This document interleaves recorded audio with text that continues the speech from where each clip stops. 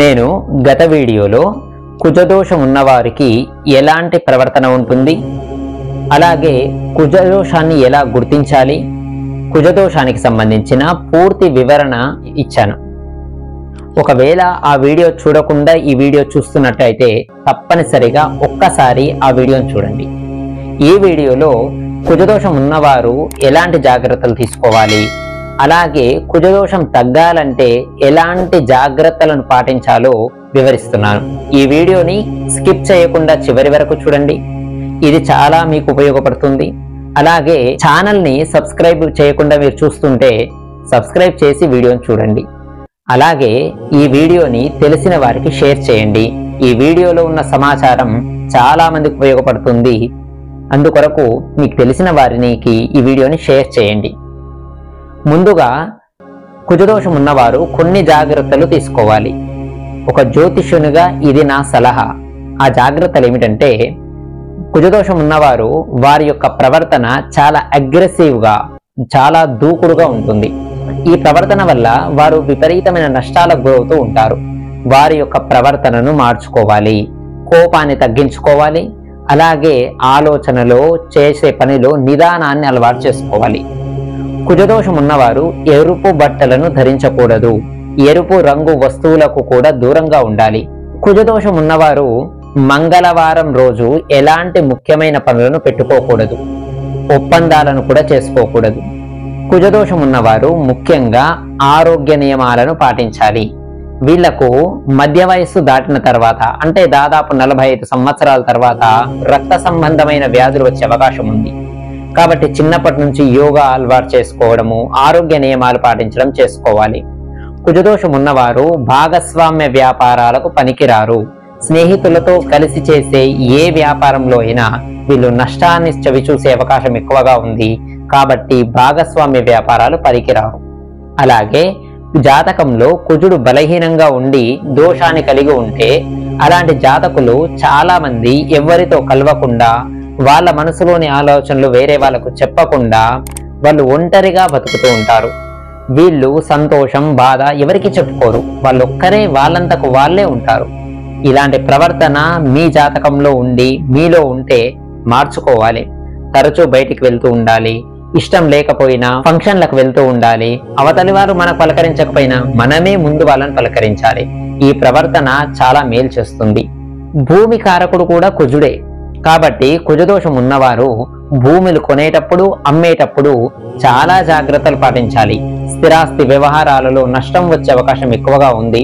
Court కేసుల వరకు స్థిరాస్తుల వ్యవహారాలు పోతే అది మీకే నష్టం అవుతుంది. కాబట్టి కుజదోషం ఉన్నవాళ్ళు చాలా జాగ్రత్తగా స్థిరాస్తుల విషయంలో వ్యవహరించాలి. నష్టాలు రాకుండా ఉండే ప్రయత్నం ముందు నుంచే జాగ్రత్త తీసుకోవాలి. ఇవి కుజదోషం ఉన్నవారికి నేను సూచించే జాగ్రత్తలు మాత్రమే. అయితే ఇప్పుడు పరిహారాలు ఏంటో చూద్దాం. పరిహారాలు అంటే కుజదోష ప్రభావం మనపై ఉండకుండా చేసేవి. మంగళవారం అనేది కుజహోరతో ప్రారంభమవుతుంది. మంగళవారం రోజున నవగ్రహ ప్రదక్షిణ చేసిన, కుజుణ్ణి ఆరాధించిన, కుజునికి ఇష్టమైన కందులు, ఎరుపు బట్టలు దానంగా ఇచ్చిన కుజుని యొక్క తీవ్రత చాలా వరకు తగ్గుతుంది. ఇలా 7 వారాలు గనక చేస్తే కుజదోష ప్రభావం విపరీతంగా తగ్గి మీకు శాంతి చేకూరుతుంది. పగడం, ఉంగరం ధరిస్తే కూడా కుజదోష పరిహారం జరుగుతుంది. కానీ కుజుడు జాతకంలో లగ్న పాపి అయినా, లేదా శత్రుక్షేత్రంలో కూర్చున్నా, శత్రు గ్రహాలతో సంపర్కంలో ఉన్న, ఆ గ్రహాల ప్రభావం ఎక్కువగా ఉంటే అప్పుడు పగడం, ఉంగరం పనిచేయదు. అది ధరించకూడదు. కాబట్టి దగ్గరలో ఉన్న జ్యోతిష్యుని సలహా మేరకే పగడం ధరించాలా వద్దా నిర్ణయించుకోండి. సుబ్రహ్మణ్య స్వామి కుజునికి అధిదేవుడు. కుజదోషం ఉన్న వాళ్ళు సుబ్రహ్మణ్య స్వామి ఆరాధన చేయడం చాలా మంచిది. సంతానం లేని వాళ్ళు సుబ్రహ్మణ్య స్వామి వారికి అభిషేకం చేయడం, కళ్యాణం కాని వాళ్ళు సుబ్రహ్మణ్య స్వామికి కళ్యాణం జరిపించడం వల్ల కూడా కుజదోషముల వల్ల ఏర్పడే ఆయా ఇబ్బందులు తొలగిపోతాయి. కుజదోషం ఉన్నవాళ్ళు కర్ణాటకలోని కుక్కే సుబ్రహ్మణ్య స్వామి దేవాలయంలో నాగ ప్రతిష్ఠ చేసిన కుజదోషం యొక్క ప్రభావం తగ్గుతుంది. కష్టమైనా సరే కుజదోషం ఉంటే ఒక్కసారి అక్కడికి వెళ్ళి నాగ ప్రతిష్ఠ చేయించండి. కుజదోషం వివాహ స్థానంలో ఉన్న, అష్టమ స్థానంలో ఉన్న వివాహానికి ముందు కుంభ వివాహం జరిపించాలి. ఈ కుంభ వివాహ పద్ధతులు చాలా రకాలున్నాయి. సరైన జ్యోతిష్యుణ్ణి, పురోహితుణ్ణి సంప్రదించి వివాహం కంటే ముందే కుంభ వివాహం జరిపించడం వల్ల వివాహం తర్వాత కుజదోషం వల్ల ఇబ్బందుల ప్రభావం ఆ జాతకులపై చూపు. కుజదోషం ఉన్నవారు ఆంజనేయ స్వామి ఆరాధన చేసిన, దుర్గాదేవిని ప్రార్థించిన కుజదోష ప్రభావం తగ్గుతుంది. ఆంజనేయ స్వామికి సంబంధించిన బీజాక్షరాన్ని 108 సార్లు చదవడం, అలా 7 రోజుల పాటు చదివితే కుజుని యొక్క నెగిటివ్ ఫలితాలన్నీ తగ్గిపోతూ ఉంటాయి.